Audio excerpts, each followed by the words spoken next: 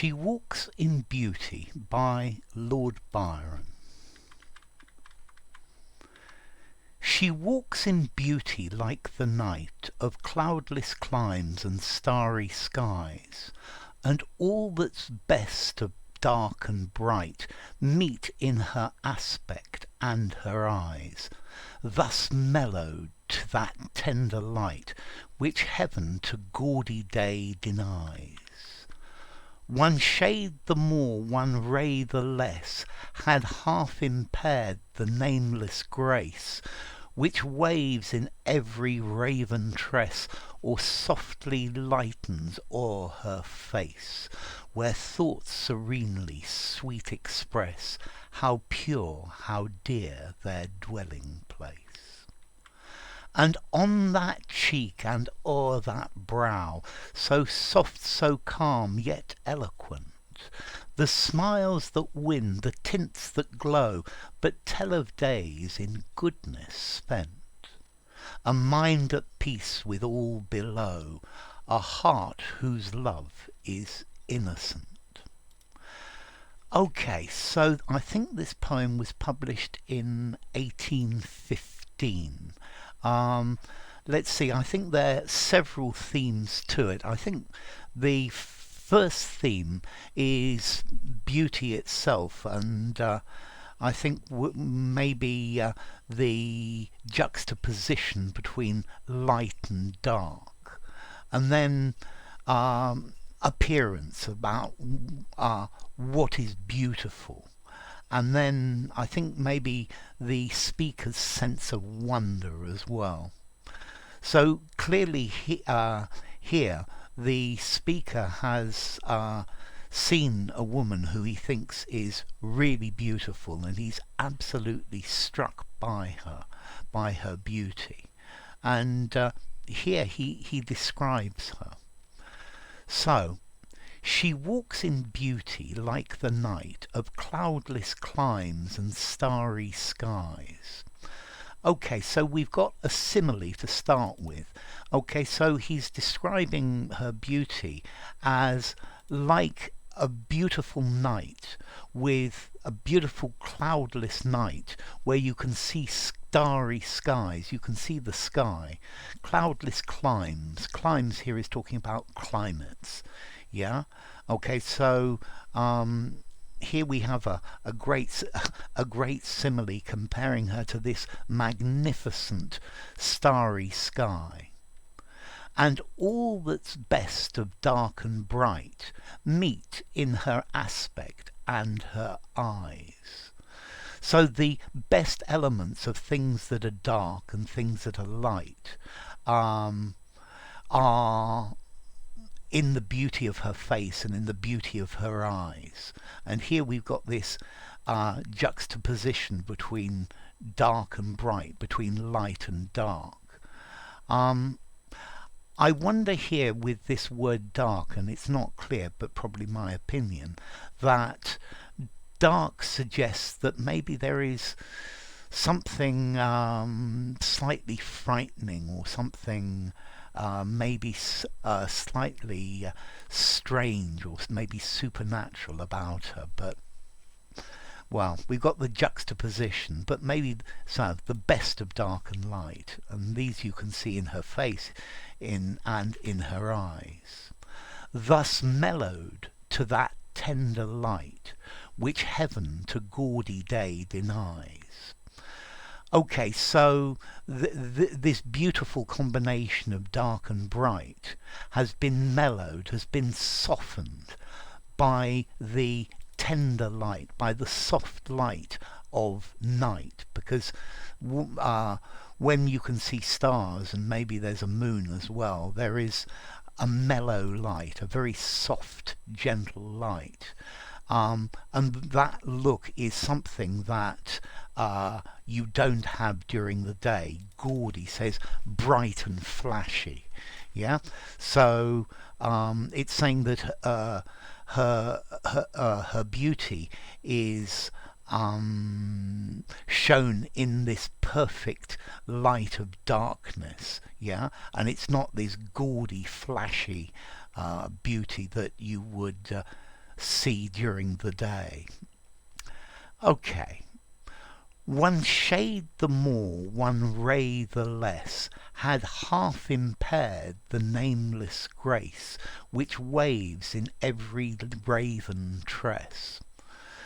So I think here it's saying one shade the more, one ray the less. So shade, shadow, darkness, and ray, light. And here it's still playing with this contrast between light and dark. So I'm wondering now about the use of this word impaired and this had, because it's not clear. Maybe this had is an inversion with if, had there been. So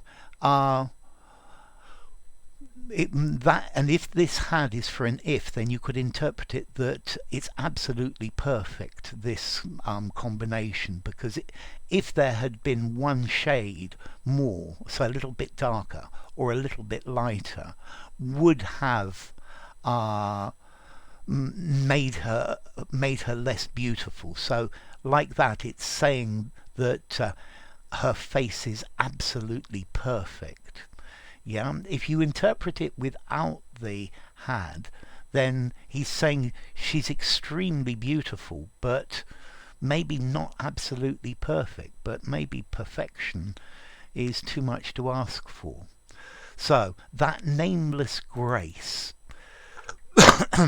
Notice here, light and dark are talking about the appearance, her physical looks, but here, that grace.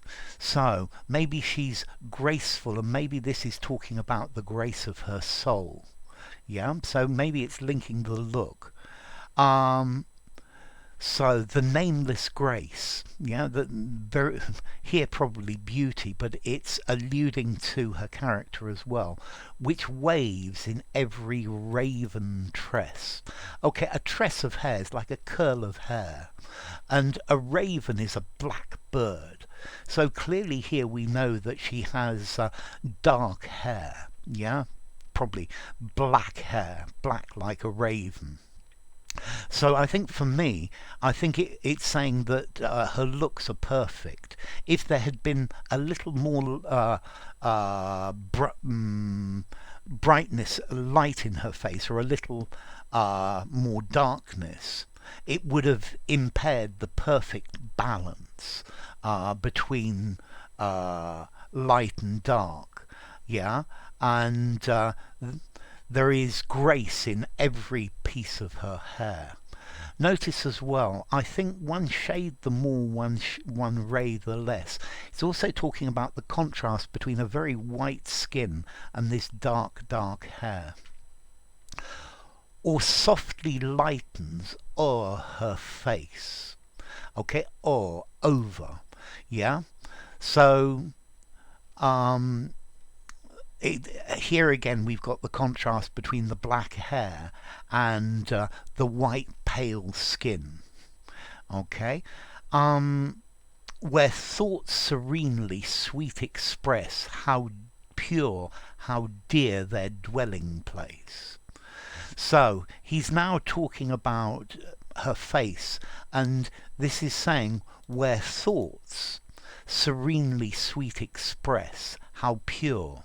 So he's saying that she's very calm, very relaxed, very serene, and she's full of purity and goodness, yeah?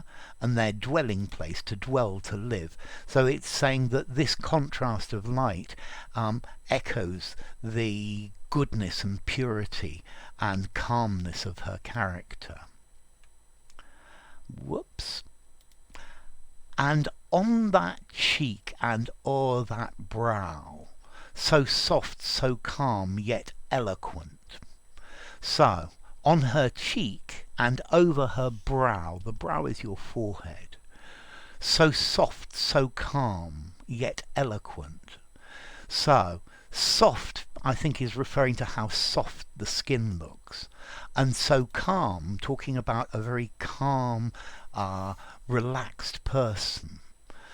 So it's very soft, very calm, but very eloquent. Well, eloquent talks about how we speak, but here this is a metaphor for this a beautiful mixture of soft beauty and a calm character. The smiles that win, the tints that glow, but tell of days in goodness spent. Okay, so the smiles that win. We in English we have the phrase a winning smile. A winning smile is a smile that will persuade anyone to like you, that will persuade anyone to do what you need. Okay, so she's got a winning smile. The tints that glow. So the tint is talking about colours. And I think this here is talking about her glowing skin, her beautiful glowing skin. Yeah? So winning smiles and beautiful skin. And these tell you about the way she lives her life in goodness and doing good deeds. A mind at peace with all below. Okay, so somebody who is at peace with themselves, who knows that everything they do is right, and they are at peace with the world. A heart whose love is innocent. Okay, in this line, this is the first time he mentions the word love. It's possible just to interpret it that the love in her heart is completely innocent, but I think also it probably alludes to the fact that this is love at first sight for Lord Byron. He's seen her and he falls passionately in love with her for her beauty, for the way she is, for the character that he interprets from what he sees. So, enough. If you enjoyed the video, give it a rating, subscribe to my channel, and I will see you soon. And this was She Walks in Beauty by Lord Byron.